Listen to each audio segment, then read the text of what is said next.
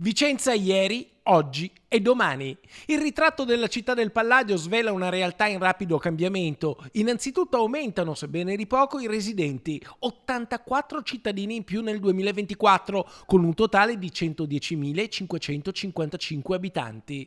Il 51,8% sono femmine, l'età media è di 46,9 anni.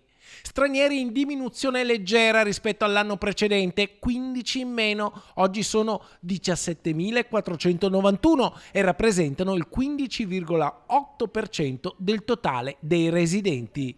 La comunità più numerosa resta quella romena, con 2.730 persone, seguita da quella serba e da quella nigeriana. Gli italiani rientrati a Vicenza sono in costante aumento, la maggior parte sono giovani tra i 25 e i 34 anni.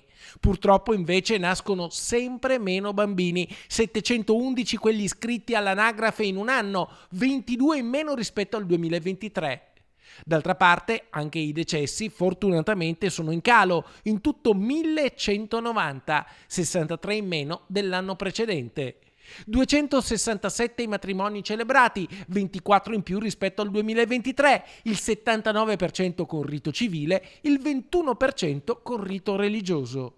Infine, per la prima volta sono stati fotografati i quartieri, in calo gli abitanti in Riviera Berica, Anconette e Saviabona, in aumento il centro storico tranne Santa Lucia, Araceli e San Francesco che hanno visto un calo di oltre 200 abitanti in 5 anni, e invece la zona ovest, quella con una crescita maggiore.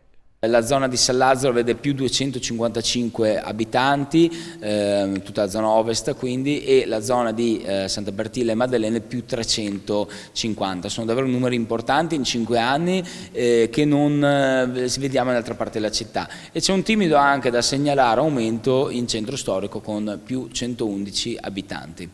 L'aumento della zona ovest coincide con un ringiovanimento della popolazione, ma ci sono anche quartieri che stanno invecchiando, come i Ferrovieri, Anconette e Saviabona, dove aumentano gli over 65.